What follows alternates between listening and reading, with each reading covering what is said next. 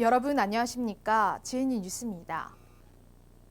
지난 여름 기숙사 의무식 제도가 학우들 사이에서 논란의 중심이 됐었죠. 식사질 향상을 예고했던 생활관에 학우들은 변화를 기다릴 수밖에 없었는데요. 의무식 이후 식당이 어떻게 운영되고 있는지 천유진 기자가 취재했습니다. 아람관이 의무식으로 변경된 이후 예산이 늘어나게 되면서 학생들은 식단의 질이 향상될 거라고 기대했습니다. 하지만 의무식이 시행된 지 한 달이 지난 지금도 학생들의 불만은 여전합니다. 군대 갔다 오기 전에는 삼시세끼 의무식이었거든요. 근데 그때는 그만큼 밥이 맛있었어요. 그래서 이번에 이식 의무식으로 바뀐다 해서 기대 많이 했는데 그 기대만큼 맛있어진 건 아닌 것 같아요. 그래도 한 끼 가격 생각하면 먹을 만은 한 것 같아요. 그래도. 자유권이 떨어져서 좀 아쉽다 이런 감정도 들고 있고, 반면에 이벤트 이런 거 많아져서 좀 그런 반면에서 노력을 했구나 이렇게 느끼고 있습니다. 우리 학교 관생 240명을 대상으로 한 설문조사 결과 의무식으로 변경되기 이전에 아람관을 신청하지 않았던 학생 중 약 79%가 맛이 없다는 이유였습니다. 또한 현재 아람관 식단에 얼마나 만족하냐는 질문에 절반이 넘는 학생들이 만족하지 못한다고 밝혔습니다.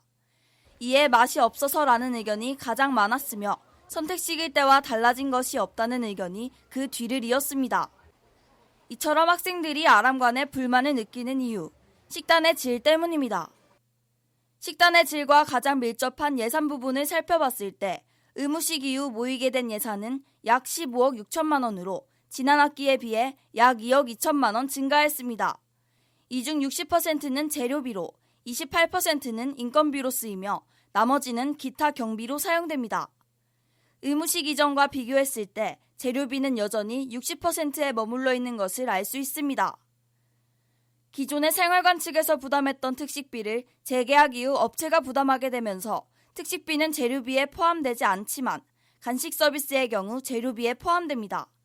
즉, 특식 비용은 업체 측에서 내지만 서비스 비용은 재료비에서 나가므로 식단에 사용되는 재료비는 결국 원점인 셈입니다.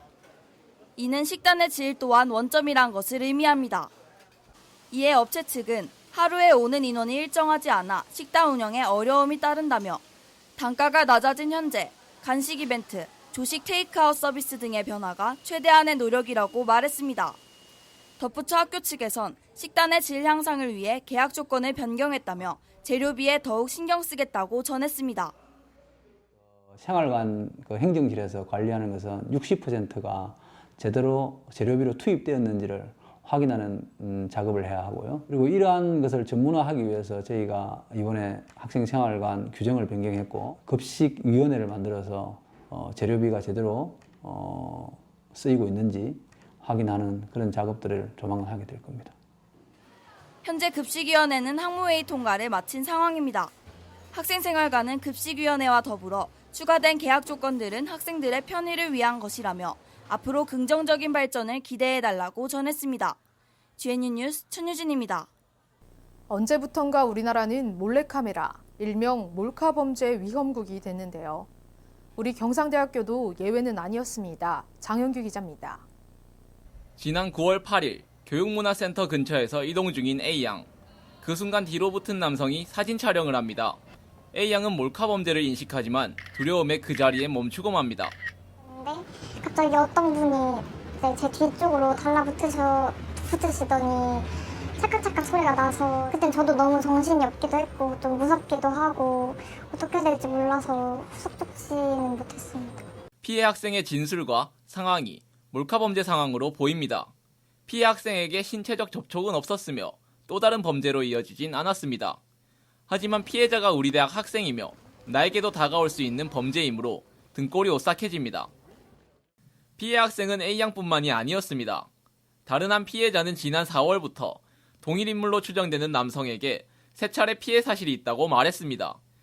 이런 사실이 신고 접수가 됐지만 우리 대학의 CCTV 사각지대에서 일어난 사건이었습니다.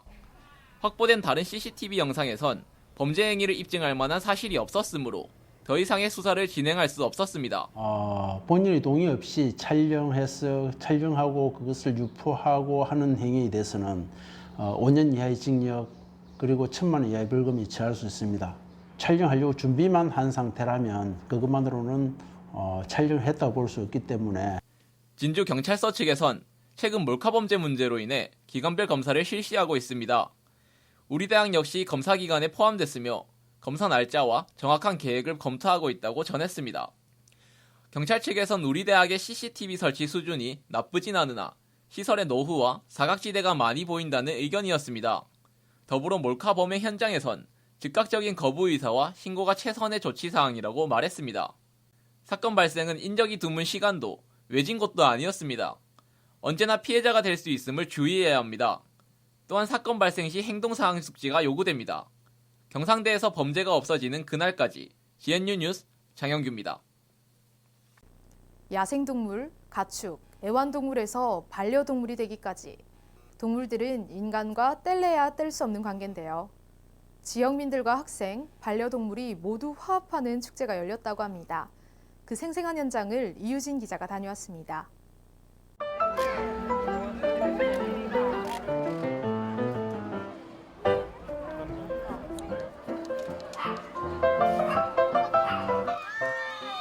앙증맞은 발을 힘차게 저으며 주인을 향해 강아지들이 뛰어갑니다. 지켜보는 관중들은 환호를 지르며 열띤 현장을 응원합니다. 소형견 주인 찾아 달리기의 1등은 푸들에게로 돌아갑니다. 지난달 24일 우리 대학에서 반려동물 한마당 행사가 열렸습니다. 올해로 26회를 맞은 이 행사는 개, 고양이, 앵무새, 기니피그까지 다양한 반려동물이 참여합니다. 무료 진료와 미용, 반려동물 퀴즈, 1일 카페에서 달리기까지 다채로운 체험으로 구성됐습니다. 반려동물의 바른 문화를 정착하려는 이 행사는 수의과 대학에서 주최합니다. 우리 학교 학생들뿐만 아니라 지역민들과도 함께 어우르는 의미 있는 축제입니다. 이곳은 우리 대학 야외 공연장입니다. 약 400여 명이 참석하고 400마리의 동물이 모인 반려동물 한마당에서는 폴라로이드 촬영 행사가 진행 중입니다.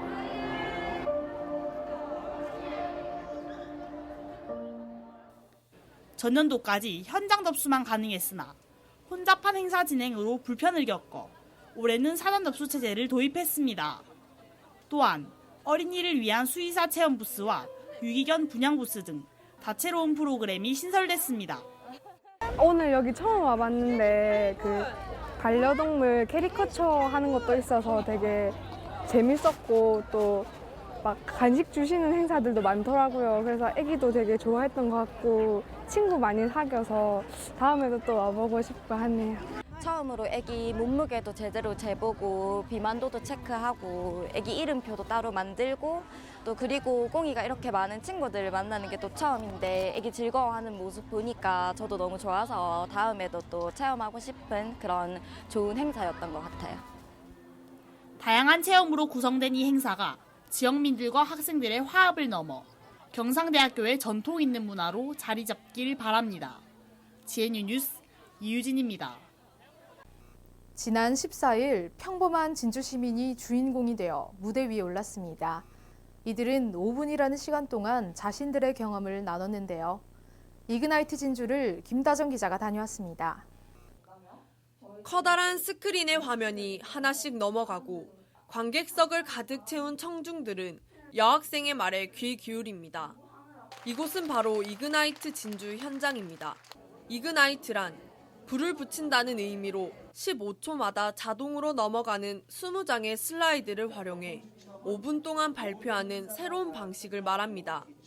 이를 통해 발표자들은 자신의 경험이나 지식을 청중과 함께 나누고 소통할 수 있습니다.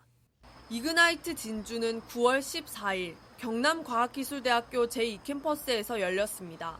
진주시의 주최로 열린 이 행사에는 14명의 발표자와 200여 명의 청중이 함께 참여했습니다. 기존 듣는 수동 강의실에서 평범한 시민이 나도 5분의 발표를 통해서 자신의 경험과 지식을 공유하는 행사를 함으로 해서 나도 강의를 할 수 있다는 자신감. 각양각색의 발표자들은 진주에서 일상을 사는 이야기를 큰 주제로 나는 애나 진주 맥가이버, 키다리 총각의 싱겁지 않은 스토리 등 다양한 제목으로 이야기를 나눴습니다. 이들은 전문가의 도움과 많은 리허설을 통해 발표를 준비했습니다. 발표자들의 생생한 삶의 경험이 녹아있는 이야기가 끝날 때마다 관객석에서는 환호와 박수가 쏟아졌습니다. 같은 진주에서 살고 있다는 점 덕분에 더 많은 공감을 얻을 수 있었습니다. 짧게 이어진다고 해가지고 다양한 강의 스타일을 볼 수 있을 것 같아서 신청하게 되었고요. 여러 이렇게 분야에서 잘 사실 접할 수 없는 부분들을 알게 되는 부분들이 많았고 또 그 삶의 얘기들이 많아서 많이 공감대가 형성됐던 것 같아요. 진주에서 열린 이그나이트 행사는 시상식을 한 다른 지역과는 달리 순위를 매기지 않고 참가의 의미를 뒀습니다. 2시간가량 진행된 행사는 푸짐한 경품 추첨으로 막을 내렸습니다. 이그나이트 진주는 감동을 넘어 시민들의 마음속 작은 불꽃을 나누는 계기가 됐습니다. JNU 뉴스 김다정입니다. 통영에서 버스는 유일한 대중교통이죠. 통영 캠퍼스 학생들도 시외버스 터미널에 갈 때 주로 이용하곤 하는데요. 그런데 통영 캠퍼스 학생들은 버스를 이용하는데 불편함이 많다고 합니다. 서지연 기자가 알아봤습니다. 주말을 맞아 학교 주변 버스 정류장에는 많은 사람들이 북적입니다. 바로 시외버스 터미널로 향하는 우리 대학 학생들입니다. 우리 대학에서 시외버스 터미널로 향하는 버스 번호는 9개로 평일에는 총 60대가, 주말에는 50대가 운영되고 있습니다. 사실상 인근의 학교가 3개라는 것을 고려하면 턱없이 부족합니다. 배차 간격도 문제입니다. 실제 우리 대학으로 오는 버스는 적게는 20분, 많게는 3시간까지 배치돼 있습니다. 이 때문에 터미널에 도착할 시간을 예상해 나온 학생들은 시외버스를 놓치기도 합니다.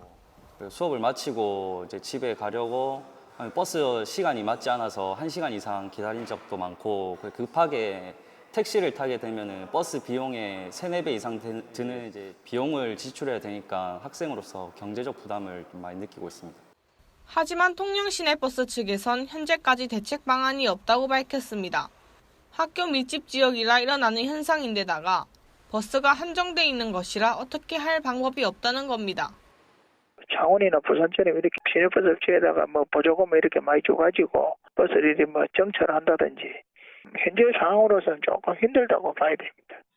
이에 해양과학대학 학생회 측에선 우리 대학과 시외버스 터미널 사이에 학교버스 운행을 추진하고 있습니다.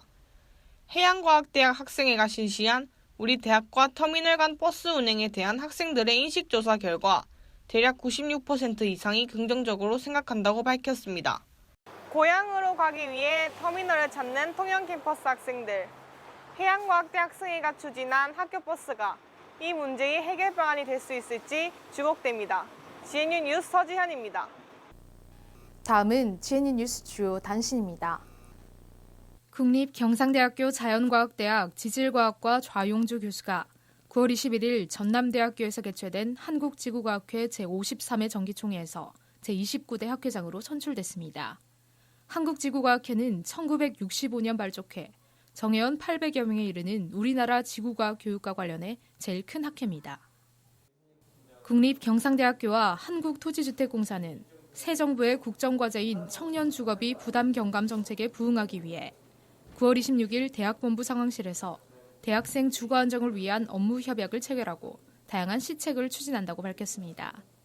특히 LH는 관할구역 내에 공급하는 임대주택을 경상대학교 신입생 등의 주거 안정을 위해 제공할 수 있도록 해 먼거리에서 통학해야 하는 경상대학교 신입생에게 큰 혜택이 될 것으로 전망됩니다. 경상남도는 경상대학교 자연과학대학 생명과학부 김명욱 교수가 제13회 경상남도 과학기술대상을 수상한다고 밝혔습니다. 다가오는 10월엔 우리 대학의 축제 대동제가 열리죠. 더 정다운 대동제를 만들어줄 한층 다채로워진 행사들 강민희 기자가 소개해드리겠습니다. 다음 달 16일 전야제를 시작으로 19일까지 열리는 대동제. 올해는 얼마나 재밌게요. 함께 알아볼까요?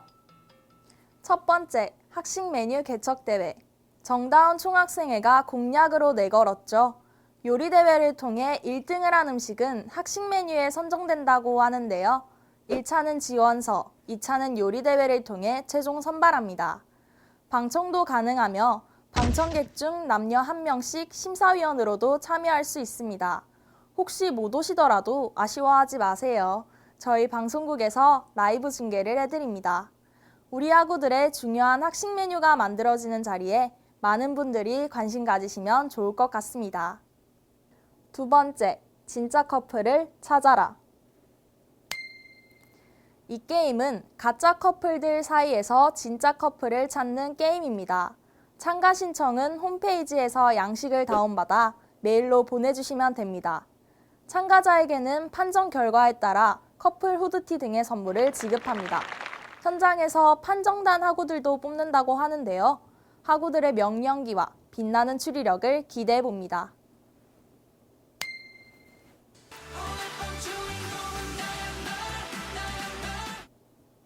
세 번째, 프로듀스 11. GNU 프로듀서 여러분, 여기 여러분들이 직접 프로듀싱해야 할 학우들이 있습니다.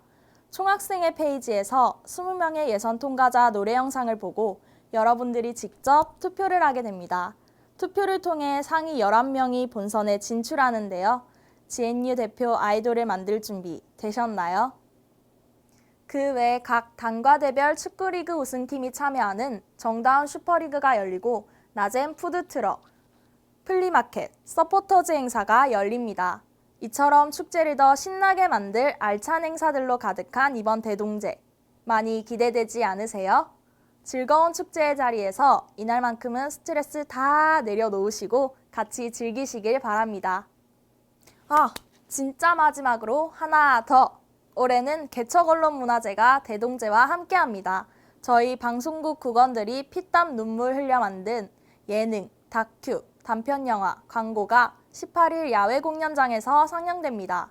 즐길거리, 볼거리, 먹을거리와 선물 보따리가 기다리는 개척언론문화제. 많이 오셔서 함께해요. 공영방송 3사 중 2개사가 파업을 시작한 지 한 달이 지났습니다. 그 한 달 동안 좋아하던 예능 프로그램도, 기자도, PD도 만날 수 없었는데요. 하루빨리 국민의 품으로 돌아오길 바랍니다. 뉴스 마칩니다. 고맙습니다. 우리 학교 곳곳에서 일하고 있는 근로장학생에 대해 알고 있니? 근로장학생의 종류엔 교내교육근로, 지역사회 교육근로, 현장교육근로가 있어. 우리 학교 내에서 볼 수 있는 교내교육근로 중 행정업무 지원형인 학과근로장학생과 교육보조형인 국가근로장학생, 이 두 가지를 지금부터 파헤쳐보자. 지원 자격은 국내 대학의 재학생으로 소득 8분위 이하, 직전 학기 100점 만점 중 70점 이상인 학생이면 돼. 기본 사항은 학점, 소득 요건을 만족한 자에 대해서 우선 선발 기준을 고려하여 대학생들을 심사한 후 대학별로 선발하는 거야. 우리가 제일 관심 갖게 되는 시급은 교내 근로 8,000원, 교외 근로 9,500원이야. 최대 근로시간은 하루 최대 8시간, 학기 중 평일은 20시간, 방학 중은 이의 2배인 40시간, 총 한 학기당 450시간을 채울 수 있어. 이곳은 내가 학과근로 장학생으로 일하고 있는 학과 사무실이야. 내가 하는 일은 프린트 관리, 안내문 붙이기, 주변 환경 정리 등이야. 국가근로와 같이 6시 이전 칼퇴, 주말 보장 가능하고 시험 기간에 시간을 뺏기지 않고 교회 활동도 나름 수월히 할 수 있는 편이야. 그리고 이곳은 국가근로와 다르게 주로 우리 학과 학생들이 오다 보니 익숙한 사람들을 보며 편히 일할 수 있어. 무엇보다 적은 인원이 업무를 보러 들리기 때문에 덜 바빠. 또 조교 선생님이랑 처음엔 어색했지만 같이 일하다 보니 친해질 수 있는 계기가 된 것도 같아. 하지만 공강 시간대 항상 이곳에 있어야 하기 때문에 개인 시간이 부족해. 이제 도서관에서 근로장학생으로 일하고 있는 친구의 말을 들어보자. 이곳은 국가근로장학생으로 친구가 일하고 있는 도서관이야. 한 번쯤 우리와 같은 학생이 일하고 있는 모습을 본 적 있지? 내 친구는 다양한 업무를 맡고 있어. 기본적으로 책의 반납과 대출을 해주고 옛 신문을 새로운 신문으로 바꾸는 작업이나 책 정리와 신건들이 들어오면 정리하는 작업도 해. 지금 일하고 있는 저 친구에게 더 자세히 물어보자. 우연히 근로장학생 선발 결과라는 게시물을 보게 돼가지고 아 맞다, 근로장학생이라는 게 있었지, 이게 생각이 나는 거야. 다른 게시물을 통해서 좀 더 찾아보면서 어떤 일을 하는지, 어떻게 신청하면 되는지 그런 걸 좀 더 알아보고 난 다음에 그냥 한국장학재단에서 국가장학금 신청할 때 신청하면 된다는 걸 알고 그렇게 신청을 하게 됐지. 우선적으로 제일 좋은 점은 다른 밖에서 하는 아르바이트보다 시급이 훨씬 좋고 그다음에 개인 시간이 많이 뺏기지 않는다는 점이 제일 좋은 것 같아. 많은 선생님들께서 꼭 기회가 필요한 학생들한테 기회가 주어질 수 있도록 많은 노력을 하고 계시니까 포기하지 말고 학업에 좀 더 노력을 기울여서 자신한테 기회가 찾아올 수 있도록 노력하는 게 중요하다고 생각합니다. 지금까지 학과 근로장학생과 국가 근로장학생에 대해 알아봤어. 교내 안에서 활동할 수 있는 근로장학생. 다음 학기부터 한번 도전해보는 건 어떨까?